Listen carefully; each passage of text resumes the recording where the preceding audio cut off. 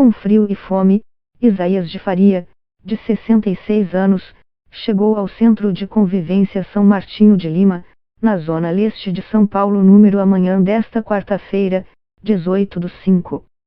Ele passou por uma triagem e pegou uma senha para tomar um café da manhã distribuído diariamente no local, por volta das 8 horas. Mas ele teve uma convulsão, caiu e morreu antes de fazer a refeição. 3 horas depois, o corpo permanecia no local, isolado por algumas fitas e coberto por um lençol branco, ao lado de um chapéu e da mochila da vítima. Isaías é revelado pelos olhares cabisbaixos de dezenas de moradores de rua que aguardavam ser chamados para o almoço que também é oferecido de graça no local. As testemunhas que viram o momento em que Isaías morreu disseram que ele só estava vestido com uma blusa fina e tinha sinais de hipotermia, como dificuldades para se movimentar ou falar. Procurada, a Secretaria da Segurança Pública de São Paulo informou que o caso foi registrado como morte suspeita pelo 8º Distrito Policial. Foi solicitado o exame necroscópico da vítima para esclarecer todas as circunstâncias relacionadas ao fato. De acordo com o Instituto Nacional de Meteorologia, IME, a cidade de São Paulo registrou 6,6 graus Celsius na madrugada desta quarta, a menor temperatura para o mês de maio dos últimos 32 anos. Sentado numa cadeira de plástico, ao lado do corpo, Leonardo Oliveira mora nas ruas e disse que encontrava Isaías diariamente durante o almoço. Ele contou ter presenciado o momento em que o companheiro morreu.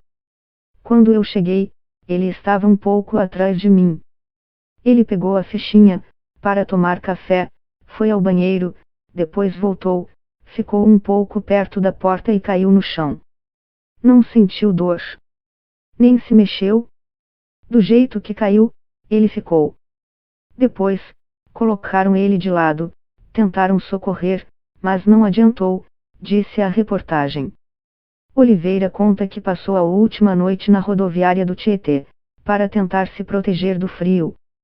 Questionado, ele disse que não tem medo de morrer, mas sente a morte do morador de rua. Sinto tristeza. Ele é um irmão.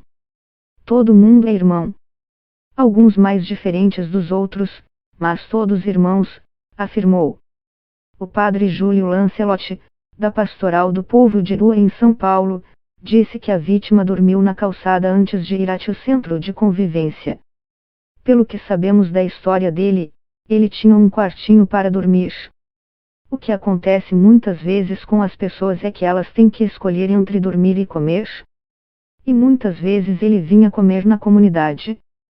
E, para não ficar sozinho, acaba ficando na rua junto com os outros e acaba correndo esse risco, afirmou.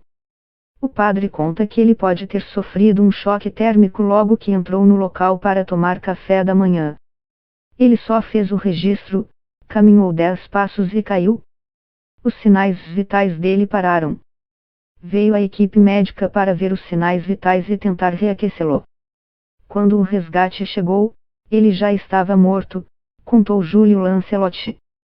Instantes depois, outro homem apresentou estado de hipotermia no mesmo centro de convivência, mas foi socorrido a tempo.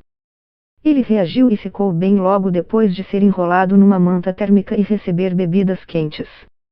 Muitos moradores de rua se negam a pernoitar em abrigos oferecidos pela prefeitura. O padre Júlio explica que isso ocorre por diversos motivos. Uma das questões é a burocracia, a institucionalização e a tutela do poder público. Ao aceitar o abrigo, o morador de rua perde completamente a liberdade e passa a ser uma pessoa tutelada. Mas nem todos aceitam isso.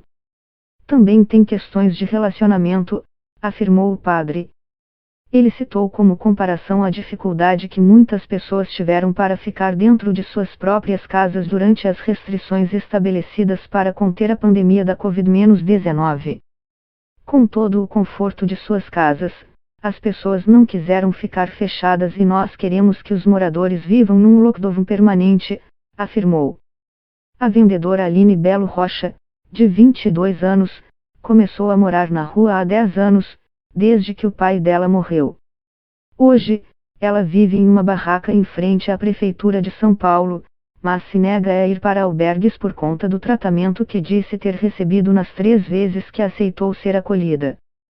Tem muito desrespeito e às vezes levam a gente para muito longe. Na última, me deixaram na Barra Funda e tive de voltar a pé para o centro, contou a reportagem. Para amenizar o frio, ela disse que cobre a tenda com uma lona e forra a parte interna com cobertores.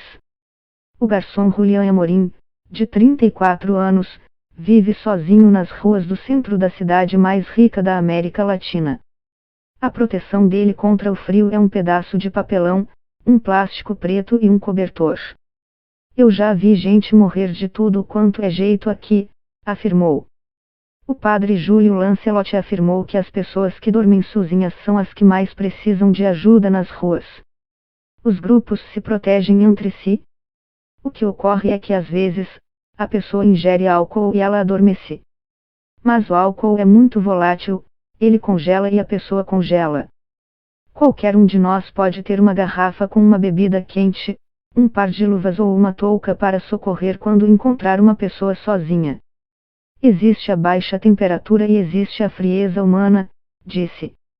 A previsão é que as baixas temperaturas persistam em São Paulo nos próximos dias. Segundo o IME, tanto na quinta e sexta, 19 e 20/5, os termômetros devem marcar mínimas de 7 graus Celsius na capital paulista. No sábado e no domingo, 21 e 22/5, a mínima prevista é de 8 graus Celsius.